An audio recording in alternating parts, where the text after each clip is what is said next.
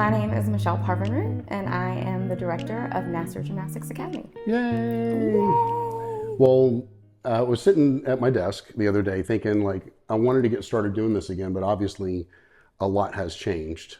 And so I was thinking, who could I invite that would be patient with all of my technical difficulties and stuff while we try to figure this stuff out. So thank you for coming and talking to me in the hot seat. I am so to truly delighted to be your guinea pig. Very good.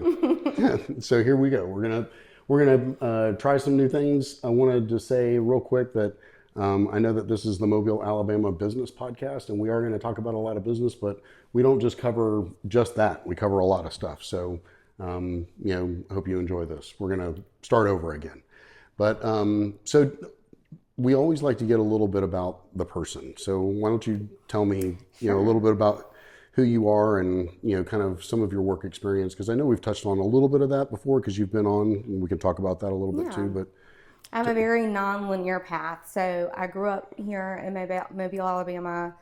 My dad, Nasser, is the one who founded the gym in the 70s, and so I grew up in the gym. It was a big cornerstone of my life growing up. I tell people I started. Don't miss out on bragging on your daddy. No, I won't. He's amazing.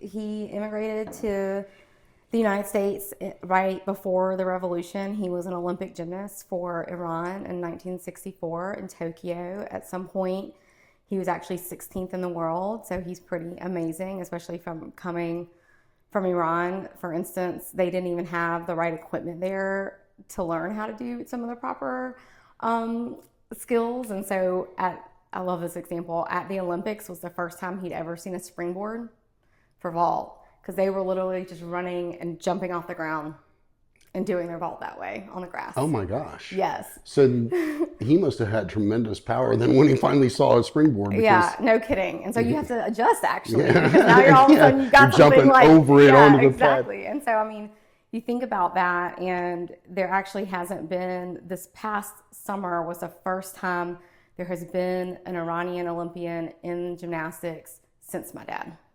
Was this past summer. Are you kidding me? There was one male, and he didn't compete all events, but he competed some. And it was pretty amazing. That's like 50 years. 60? Yes, long 60s. time. Long time. Yeah, long time. And I took my dad, so the Olympic trials were in March, and I took him, so we got to see the Olympians compete for their spot, basically. And I was with him, and that's the first time he's actually been around Olympic gymnastics since he himself was in the Olympics, and it was amazing. And so I love gymnastics. I think it's crazy what we teach these kids to do with their bodies. There'll be some days while I'll be standing and I'll be spotting somebody doing some kind of flip. Somebody will be doing something on beam, on bars. I'm like, it is crazy. We teach these kids how to fly, with control and power, and they are amazing. And I am so in love with the sport, and I think it is a great cornerstone and foundational sport for any other sport in general athleticism and discipline. And it's just so much about body awareness. I had somebody describe gymnastics as like the extreme sport of yoga. And I thought about that, and I was like, maybe I could get there with you, but it's because of all that body awareness and the control and the intentionality of what you're doing. One of the things I say, I always steal it from Spider-Man. I tell my girls, with great power comes great need for control. You have to have both, and so it's easy just to go, shooting out really hard, but it's like, but you also have to have your toes pointed, right, and you have to stick this, and you have to do this, and so it's just there's a lot of things to remember as part of that. Such a particular sport, and it's just so fun. I'll tell you, so my history, back to your original question, I worked in the gym when I was in high school and college, and then I moved to Colorado in 2005 or somewhere around there. I went to grad school, and I stayed in Colorado for 15 years, and I didn't do anything with gymnastics. I was working with entrepreneurs mostly the whole time. I ran the entrepreneurship program at CU Denver. I ran a few nonprofits that were focused on entrepreneurs and or startup entrepreneurs. Even in my corporate days, so I was working for a corporate HR company for a while, but my specialty was going to those small businesses and figuring out how to actually help them through what we were offering so that they, this as a small business owner, that once you get that first employee, like your whole world changes. Yeah. When you get to 10, it's a whole other animal. And Yeah, so, there's different plateaus that you right. reach. And so helping them with that was why I actually was recruited to that job, because I had the relationship with entrepreneurs. And then I moved back to Mobile about 5 years ago, and I started working with the chamber in Portal. And then when my sister retired from the gym 3 years ago. 2020? 2022, 2023, 2022 maybe, is when I stepped back into the gym. And, it had been a long time, but it's kind of like riding a bike, and it's just so much fun. And I'll tell you this, and people might not like it, but I would work with kids all day long over working with corporate business people, because there's no smoke and mirrors. They tell you what they're thinking. It's the conversation is so much more straightforward. And you're having fun with kids. And you're giving them gymnastics requires intrinsic motivation, and so as they get better and they're more advanced, and I'm working with team, like they want it. They so badly. They have to want it, because I can't teach somebody to do a back handspring on a balance beam and be like, you'll be fine if they don't want to do it. Right. You know what I mean? They're going to fall or whatever. Like, no, I'm not. no, and then it's like, I'm down, she's down, whatever. So, I mean, it's really cool to be around these. I don't think I would have ever been as driven as some of these young girls that I coach. I mean, these girls, like you say, like I had one that was in Paris over Mardi Gras break, and her mother is sending me videos of her doing round back handsprings in front of the Eiffel Tower at night, and like things like that. And it's just, and they do, and I'm like, this is amazing. And well, so I guess full disclosure, Michelle and I know each other, outside of obviously business. Ella is taking classes, at it the took gym. Some arm twisting, but she's there now. Yeah, and so, I got her now. But like that's what it takes in order to get to that next level, because they're trying to feel their body in that position and understand, okay, well, what muscles do I need to contract or relax in order to get out of this position? And I have to do things like teach fractions. I have to teach fractions, because I have to do half turns, full turns, quarter twists, and they don't know what a quarter is, because maybe they haven't started counting money. I mean, I have girls that are 6 years old, and so I sometimes forget, and I'll say, go horizontal. You have to be vertical. I'm like, wait, do you know what that word means? Yeah. Like, okay, you have to tell Miss Michelle if you don't understand something I'm saying. And so I sometimes have to bring my little whiteboard out and draw the circle and say, okay, this is a full circle. So it's amazing how we build them. We build them with their minds. We really focus on a lot of mental strength, because it can be very demanding. And if you are driven, that means you're also passionate, which means your frustration can be passionate as well. Yeah.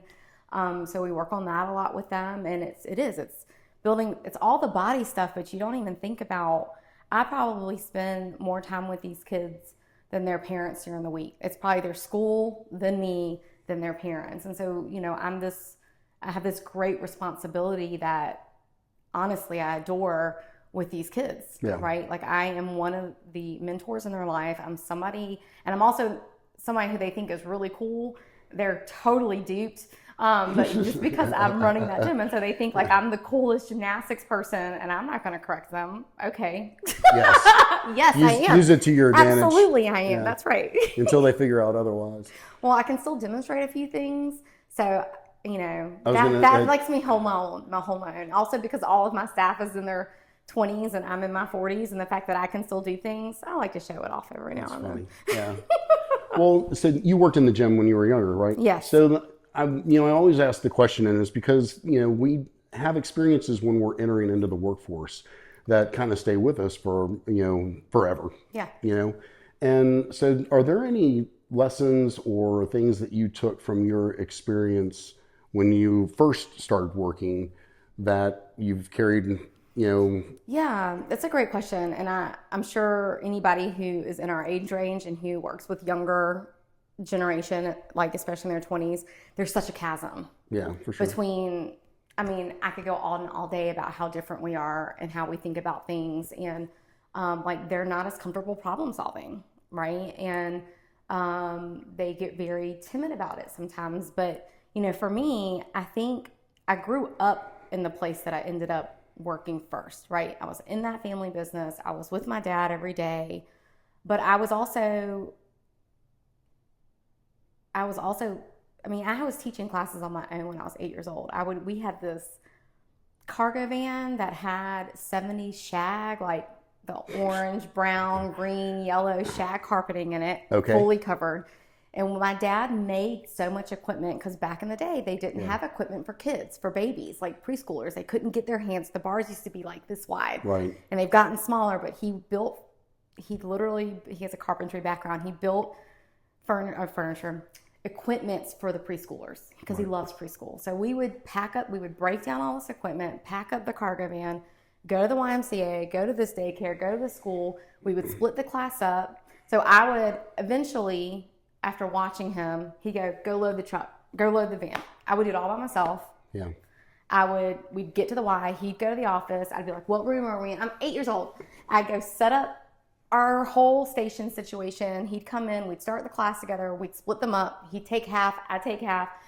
And then when, I was coaching these kids and then packing up the truck again. And then and so there was just a sense of like responsibility because it was for the family, right? This was my life. I didn't know any different. And so I think I was probably put to work even before then, right? So there's something I think about my relationship with work because my father was an entrepreneur that I think is different from somebody who maybe didn't have that same experience. Like my family was building from scratch. They were doing grassroots things. They were going out. We were more so working. than an entrepreneur, a first generation American entrepreneur. Yes. There's definitely some. So what would you say? Foreign entrepreneur, right? Yeah. Like, I mean, my family, we worked so much and it was always the four of us, my mom, dad, me, my sister. Like we were all four, always together, always at the gym, and we were working constantly. Mm-hmm. And I think that set my tone of how seriously I take my work. And so from day one, and the thing, like when I used to speak to college students a lot, one of the things that I would say is from day one, try to add value. Mm-hmm. Don't just do what you got to do and take it like you're going to learn, but like try to find places where you can make things better just a little bit, And so I think sometimes with my staff, they're timid. They don't want to do the wrong thing. They're very risk averse. Right. And I'm always trying to tell them like, do something. Right, let's move forward. I'm not interested in standing still, but that's an entrepreneurial mindset. Because even if you take a risk and miss, the person that you're taking the risk for is going to recognize, like, hey, and hopefully they don't screw things up too much. I'm telling you to do this. I'm giving you parameters. And so, I mean, but that's also from, I have read The Lean Startup many times, right? I have spoken about entrepreneurship and getting out of the building and don't stop. You got to keep moving forward. I mean, you and I and Chrissy have had that conversation a lot about it's different when you are kind of on your own and you don't have somebody backing you up. Like you have to keep moving forward. And sometimes that means you're going like this and figuring it out. But like I read a quote recently that says, we should really seriously measure success in terms of how many problems have you solved. Yeah.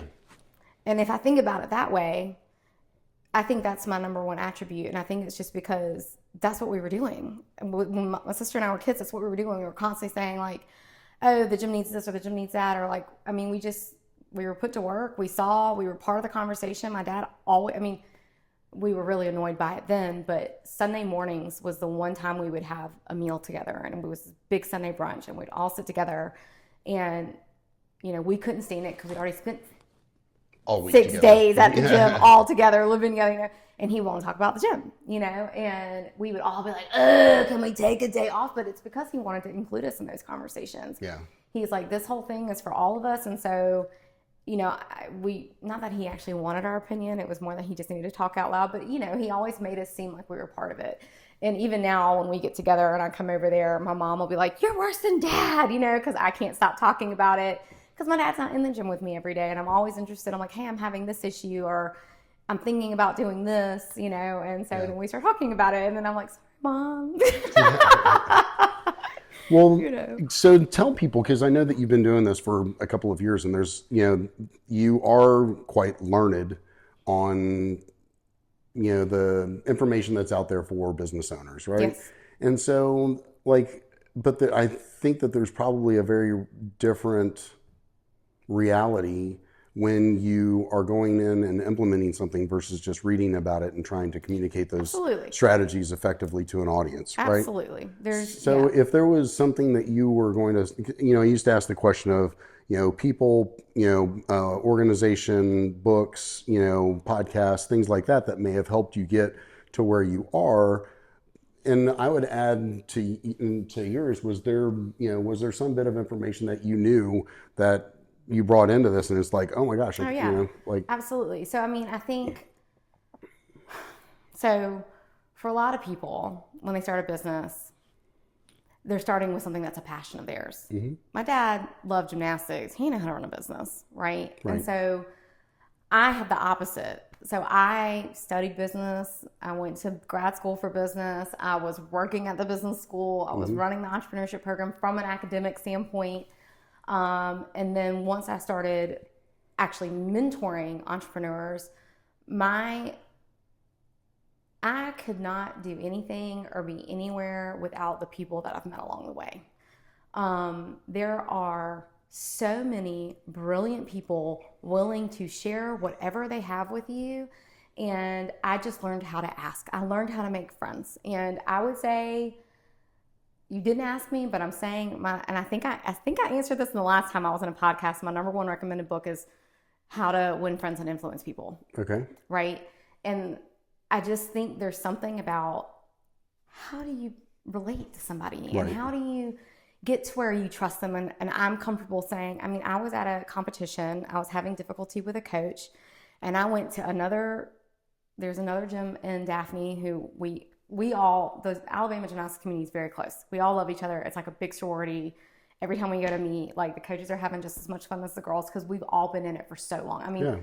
There are judges that judged me that are still judging, and the coaches that were coaching are still coaching, and some of the girls that competed with me are now coaches. We know each other, you know, and we call each other and we talk. And I was really struggling, and I was like, I don't know what to do about this coach, you know. And I just went, and just that vulnerability of I was like, can I talk to you? And just talking to another gym owner who's literally just down the street from me, and she's like, I've got your back. But, and she just gave me some really very clear, and it was very clear, but it's always this difficult thing. We make it complicated sometimes, or it gets emotional.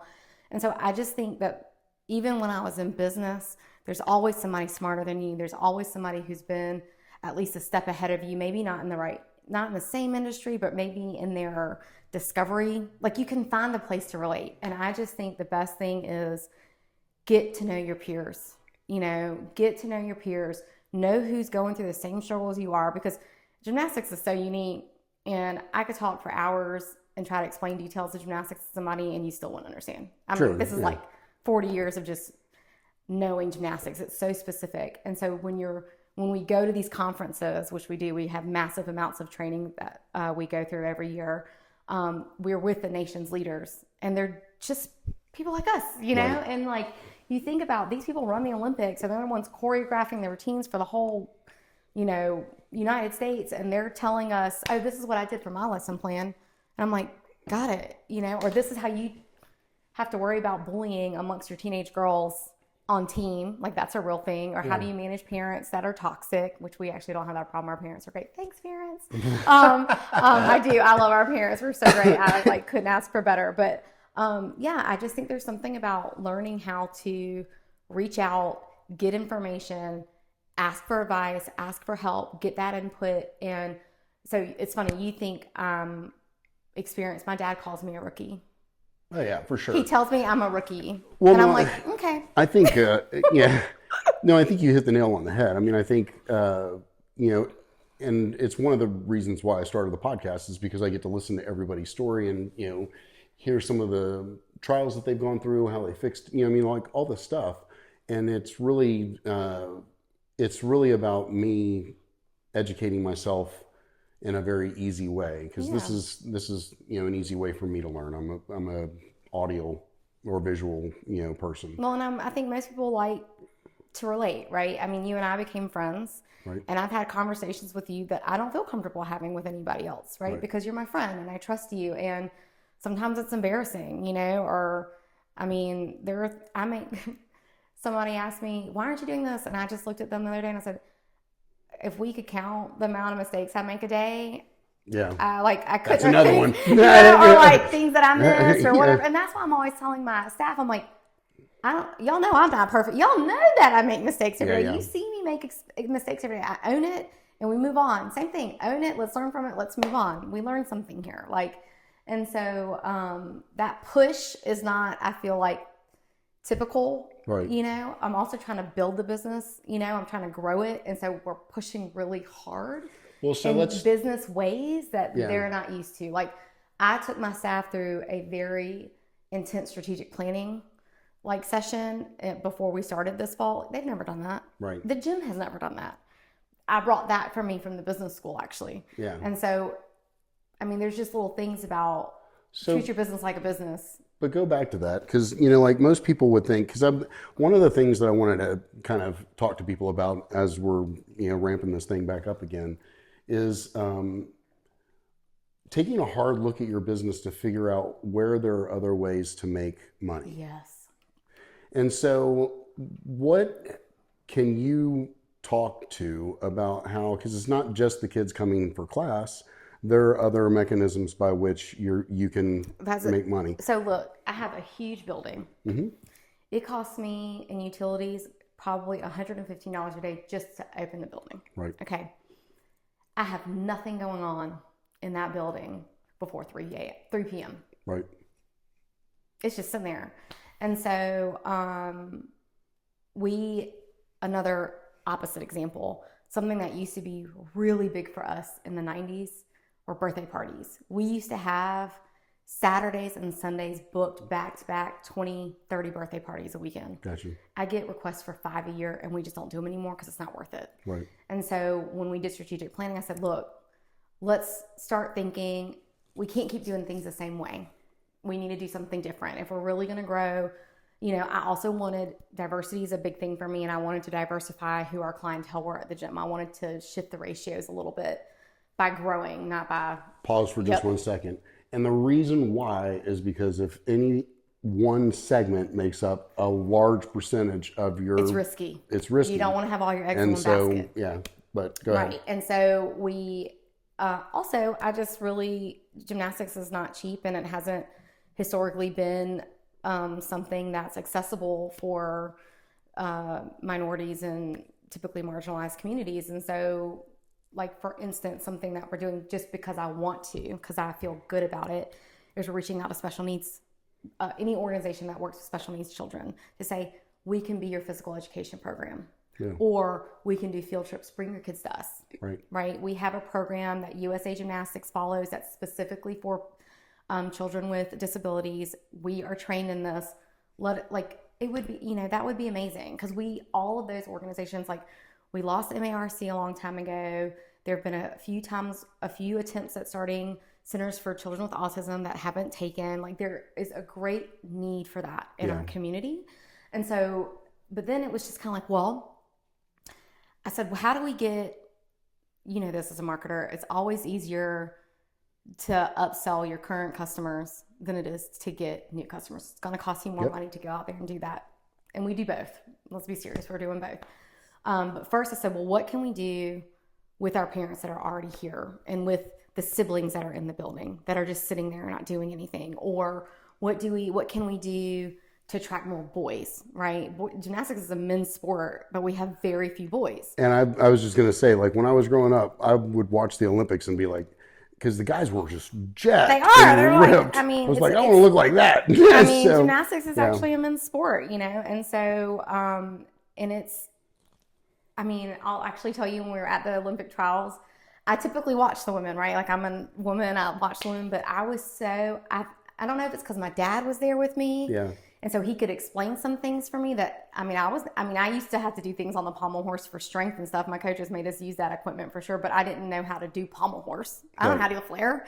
I don't know how to do, I couldn't do anything on the rings. It's different. It's not something that you see. I know the rings. And I don't coach boys. I coach girls. And so I do have a boys coach, and she's amazing, but I've always focused on the artistic women's side. And so just even seeing, you can see how they're using their body to gain strength in certain things. And it was just amazing. And I'm like, these boys are fantastic, but to be honest, I don't know that we'll ever have a competitive program because there's not great men's gymnastics in Alabama. And across the nation, they are cutting more men's gymnastics programs in college. And so it's leading to more likely less to have involvement. fewer men that are going to make it to that level of elite gymnasts because they don't have the support basically from a college or somewhere else to be able to do that. And so that's unfortunate. But so I'm always saying, what can we do? And I'm telling you right now, my staff, we just had a meeting last night and I just gave them so much praise. It took me a lot. I was just telling Marcus that I turned over 11 people last year alone. It's been a lot. Yeah. You know, this is a high turnover industry anyway, but I have been changing things to make my coaches more career coaches, paying them better, getting them more involved, setting strategic plans and goals, giving them some autonomy, saying, hey, do you want to help us create this program? Or, I mean, they come to me with ideas all the time. And that just started in the last like 4 or 5 months. And I am here for it. I'm like, yes, let me find this information for you. Let me get you in touch with this person. If you can get this, I'll get you a team around you. You build a program and it's yours and I'll profit share it with you. Right. So that's giving me buy-in with the coaches too. Like, I'm like, we do these clinics on Saturdays and I basically say, this is my bottom line. Any student more than this that signs up, I just give the coaches that money so that they have buy-in to come in, that they have buy-in to keep, because we have 300 students. I only maybe coach 20, 30 of them. Right. So I'm dependent on my coaches hearing from their students, hearing from their parents. They have to engage with these parents on what is it they're wanting to know, or what it is they're wanting to see, or what they might not be satisfied with, and so that we can adjust. Right. And they have to know that. And so this is just one more way to get them intrigued. That they're like, hey, I have one of my coaches, like, I do a lot with eating disorders. Is there anything that you think we should do with team for that? Yeah. I mean, they're just coming up with ideas and I love it. And that's how you diversify. It's like, I started to empower my staff so that it wasn't all on me. I started to say, here are some examples. I taught them sales 101. I was telling Marcos, like, we're going through like some old school, like the 7 touches, you know, we're going to email them, we're going to call them, we're going to send them a postcard, we're going to go canvas, we're going to go knock on doors, you know, like all those old school things, like, just to get back in the community and get these schools aware of us so that we can have more field trips. Like, we haven't had field trips in the gym in forever. And those are so much fun for us. And it's, you know, these kids that, you know, they're usually like in their school uniform still, and they maybe have never even thought of gymnastics ever. And they're coming from Pritchard and Saraland and, you know, way West Mobile, and they have never seen anything like this before. And it's air conditioned, which is nice too. Yeah. And so, and the teachers are all out there with them too. And so we're teaching them some things and talking to them. And it's just, so we're always looking at ways, just how do we get back in the community? How do we provide programs that our existing students want? Like these clinics, like, okay, they're coming to class once or twice a week. Now they can also come to a clinic. Like, now they can also do this. Now they can also do this. And then it's how do we get new customers and who are how do we penetrate our potential, right? And who do we areas. want to focus on? Because we could focus on, if kids are our audience, you know what I mean? Like, there is a plethora of them in Mobile. And so how do you target, right? Because you could go too far, too wide. And so we had to pick, what are we going to do right now? And then we reassessed and we came back and then said, well, this is working or this didn't work. Let's kill it. It's killed. Let's go on, you know? And so it's just, I'm teaching these coaches how to think about things from a business growth standpoint. I relate things back to, I tell them, I say, I'm not trying to make any more money for me. I'm trying to make y'all more money, right? Because I want you here and I want you to stay and I want you to look at this as a career path. Yeah. So I'm like, help me make more money for you. Yeah. And they know that. They know that that's how I'm driven. They see it. They get raises every year, you know, so there's something about that. And I'm fortunate that we've been able to financially be able to afford that. But I mean, I don't think nobody in my gym is at the gym because of the money. Yeah, they're not. We're all there because we just love it. Yeah. You know, humongous pay cuts from going from, you know, working with businesses in the community with entrepreneurs to running a small gymnastics facility, one of the oldest in Alabama, but also one of the smallest in Alabama. Yeah. Well, again, so all right, so we've talked about book, How to Win Friends and Influence People, and we've talked about some things that you're working on, but we know that as business owners that it's extremely important that we, take some time and that we have some balance. So, what are things that you like to do that are not work related that allow you to have that peace of mind and go in fresh? Full disclosure, I would not call myself a balanced person in most regards. No, you're not a balanced person. I'm a Most yeah, of us right. aren't, so. It's That's why this question is so but good. Also, I mean, and this makes it harder. I'm single. I don't have kids, right? So it's very easy for me to just keep working and to just stay at the gym and get things done because, I mean, the list never stops. But to me, I'm so driven by we can always be better. What else can we be doing? Or like today, I'm going to go vacuum the rugs, the carpets because like somebody needs to vacuum them and I need to get there early. I just need to vacuum the floor, kind of thing. And so I really I hold my Sundays sacred.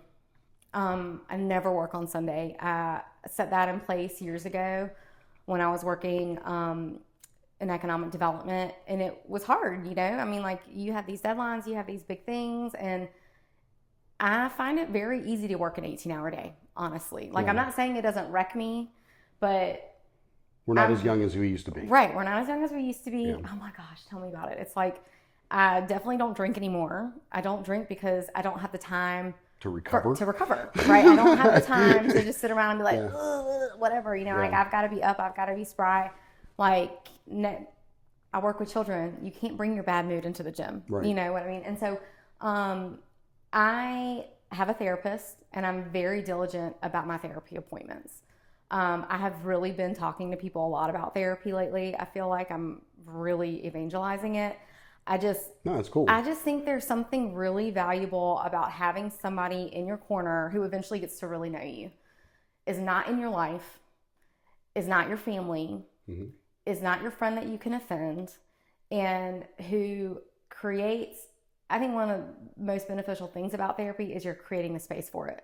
I have an appointment. It's an hour long. I'm going to be there, and this is what we're focused on. Right? Versus just, versus just, I should, do better. Now I'm talking about it. I'm getting a plan with her. She's giving me homework, and it's sometimes I feel like it's not even therapy. Sometimes I'm just like, and then this happened, and I'm like talking to a friend, and then sometimes I'm like, I'm having this issue. And sometimes, it's like, oh, my dad hurt my feelings again, or something, it's just, I don't know how to deal with this. And, she just coaches me through it. And it's great because I've now been with this therapist. Also, if you are seeking therapy, just know, find a therapist that's right for you. You might not find it the first time. It took me 5 therapists before I found the one that worked for me. Yeah. And I've been with her now for at least a year and a half, and we meet, if not every 2 weeks, every week, depending on what's going on. And so, and I do we're all telehealth. So like I do video calls. And so, and for a moment there, I had 2 therapists, just to throw that out there. But then my OCD calmed down, and so I didn't need to do that anymore. But I also really love being home. I'm a homebody. And I think it's because all day I spend out as a cartoon character version of myself, Yeah. And so I go hard at home. And when I say I go hard, I mean like this.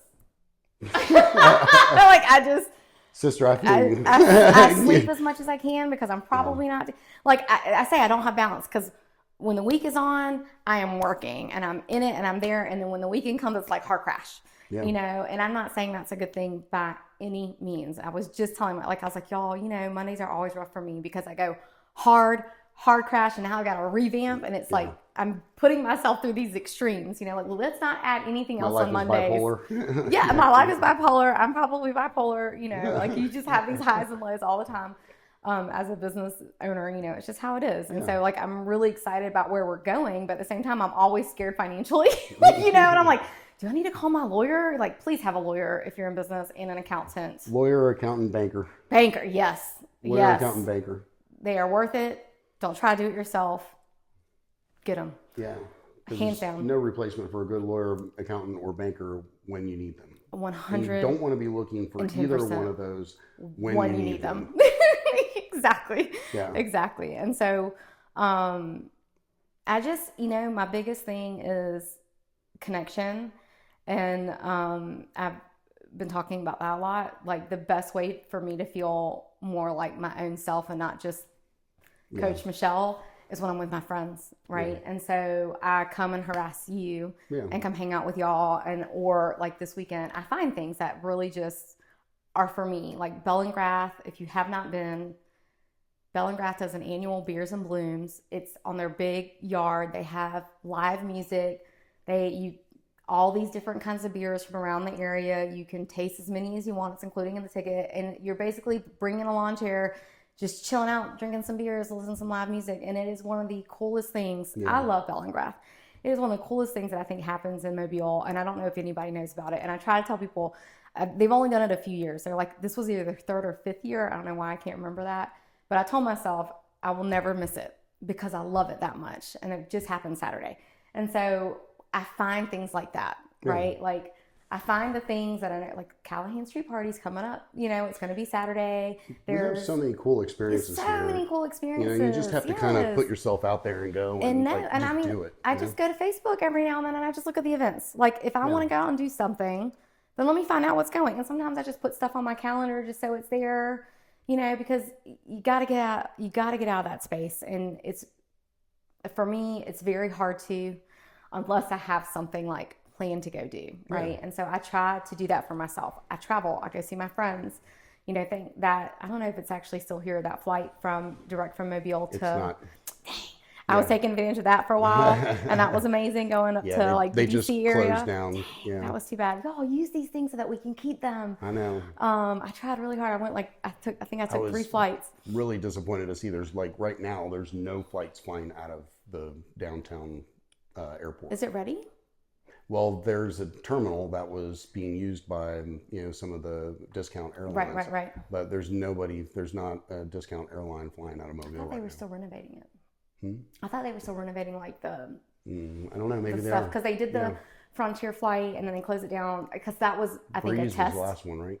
Yeah, and then they're not doing it anymore. I think that was like their test, and then the planners eventually shut down regional as they're updating downtown, which I know we're close to moving down there. But yeah, I don't know when that date is actually. So my plea to the people of Mobile, Alabama, who, especially the ones who like to complain that there's nothing to do here, is there's so much to do here, and there's so many opportunities that come here, like these direct flights to DC. You know, like. Use them and take advantage of them because the only way we get to keep things is if we use them, right? Because as a business owner, I'm not going to offer something that doesn't make me money if nobody's taking us up on it, right? And so, like, it's the same thing. That goes for businesses as well as services. So even things like, you know, Top Golf and you know, Dave and Buster's. And Top Golf is so much more fun than I ever imagined it to be. Yeah. And I actually do an end of session, like, coach outing, and we went to Top Golf. And like, now we're going to go to Dave and Buster's, right? I'm like, oh, they're new. Let's make sure we get there. And I'm like, and they're going to love it. And so... I mean, there's just so much to do here in little ways. You know, you have the art walks, and you have. I mean, when my family comes in town, my little nephews love going to the Battleship. I love going. I'm like this. I mean, I just think it's so cool. I know it's just like little girl me that's like, this is so cool. Look at those big guns. You know, like people just in the area that they live, they just have difficulty seeing the touristy things as something to go and do. Right. And so or that these things aren't touristy, and they might actually be better than you think they are. Go give them a shot. You know, like go give it a shot. Well, even when I lived in DC, like I kind of regret not spending more time in, you know, the museums and stuff, because there are tons of museums that I didn't go to when I had a chance, and now they were right there, and they're free. You know, So, right? I know. I probably went to more museums in my lifetime than yours, just because I was always visiting. Yeah, right. Probably. And so I made a point to go. Right. Yeah, I mean, we went to the Air and Space Museum a couple of times, but I mean, outside of that, it wasn't like I've been to the National History Museum a couple of times, but not what you would think. Right. Having spent most of my life in, well, a good portion of my life in DC. Also, one of the things last year, like I don't mean to, but what'll happen is a theme will present itself. So like last year, I went to 4 amazing concerts. I saw Sarah McLachlan at Red Rocks. So like I had to go back to Colorado. My sisters came with me. It was an amazing experience. I saw Luke Bryan at the Wharf. I saw Post Malone at the Wharf, and I saw Taylor Swift in New Orleans. And it was just like this year, and every single concert was amazing. I had a great concert outfit for every single concert, and it was It's just important. But it was fun. Yeah. You know, that's fun. I mean, I get that it's probably made not by good people, but you can buy a really cute little concert outfit on Shein for really cheap, you know, and just like go out and make it an experience. Yeah, make it an experience. Get the shoes, put the jewel. I got a nose ring because I put a fake one, like a little jewel here for the Taylor Swift concert, and I liked it so much. I was like, I think I should get that. That's too funny. So, you know, it's things like that. You know, like, I mean, I like tattoos, and so I'm constantly planning what next one I'm going to get, you know, and so even just getting out and doing something creative like that, right? And trying to I paint. Marcus and I were just talking, like, I'm painting almost every wall at the gym. I'm painting at my house, but it makes me have to think about something different. I'm talking about color palettes, and I'm talking about vibes, and like, how do I feel here? Does it feel the way I want it to feel when you walk in the gym? Right. And this is the experience that I think is the best experience for a parent to walk into. Yeah. I mean, I'm looking at leasing plants for the gym, right? Like, I'm constantly thinking about those things too, but I like to cross stitch, which really surprises people. I actually haven't done it in a while. You and Chrissy should talk about that. I love it. She was starting to do some cross stitch a couple of years ago. We should. And I think she was into it quite a bit, but I think she's and the best thing about those things, if you cross stitch, like, you can take all those things on the plane with you. I didn't know, because like I took one, I was like, I don't know if I can take these scissors and this needle, and so I was like, I'll just take my little things and finish it up. And then there was a girl sitting next to me. It was so funny. We were wearing this, like, we both had on yoga pants. We both had on a white and black striped shirt. We both had our Chucks. She was crocheting, and I brought out my, and we're like the same age. And I was like, oh my gosh, when did we become on? We just had this whole, and then we stopped talking because we were both like really into it. But no, I love it because it's something that I have to watch. Like, I have to have all my senses into it, right? I can listen to something, like I can have music on, but like I have to watch what I'm doing, and it's very meditative, in my opinion. And I don't have to think because it gives me the guide, which I also really like. Yeah. I'm just like counting, and I'm like, okay, you know. But so those are the kinds of things that I seek and how I seek them, so that I'm not just always thinking about business. Thinking about the gym. Because for those of you that don't own businesses, it's one of the things that business owners struggle with is there's a recording that just keeps playing in your mind about all the things that need to be done about the business, and really the only way to get off of that treadmill is to actually think about something else. Just to get off of the treadmill. You can't think about nothing, because that's impossible. You have to distract yourself. Yeah, you have to distract yourself. And so, well, I have a few questions that I wanted to just kind of ask you rapid fire, if that's okay. So I'll try to be succinct. This is like quick answers, okay? I'll try. I'll do my best. Quick. Okay. So, you see when I'm working with people? Favorite city I learned how to pout for my children. Gosh. Favorite city to visit? London. City that you haven't been to that you want to go to? Anywhere in South America. We might be able to make that happen. We'll take a trip to Brazil. I would love that, please. Let's go. We need to take Chrissy anyway. So. I love that. Favorite song to put on to get pumped up? Right now, Appetite by Bruno Mars and Rose. Okay. Appetite. The girls love it. We dance. I make them dance when they're on the beams when it plays at the gym. That's funny. And favorite restaurant to eat at in Mobile? I really love Squid Ink. It's probably one of the very first things that pops up when I think about eating is Squid Ink. Go Chef Pete. Oh, so good. Never disappoint. Best po' boy in town, man. Yeah, they do a good job. Mm-hmm. Well, I do want to thank you for coming and sitting and putting up with all of our technical stuff and all that jazz. Well, I'm not short on words, and I love to share. But really, I think you're going to do what you're going to do. Don't do it alone. Get that help. I mean, no, don't feel embarrassed. I mean, I ask these amazing people all around the state all the time, like, how do you do this? Right. Or how do you run this? Who coaches? I mean, people want to share. They're not, and if they're secure in what they're doing, they're delighted to, right? And so I just, don't do it alone. You can't. There's your lawyer, banker, accountant. There's your staff. There's your family. Don't neglect them. I don't have a lot. I have my parents, and I live across the street from them. So I go over there a few nights a week and make sure, like, when I come in, I go and see them. But yeah, you got to take care of yourself. I very highly recommend things that distract your mind and a therapist. So So maybe we tag therapist is like banker, lawyer, accountant, therapist. There you go. We'll add a fourth one to There you the go. list. So, well, Michelle, thank you for sitting with me and sharing Always. your journey as a business owner. It's I been love great it. talking with you. I love it. Thank Awesome. you. That's a wrap. Done. And this is where we find out that it stopped recording an hour ago.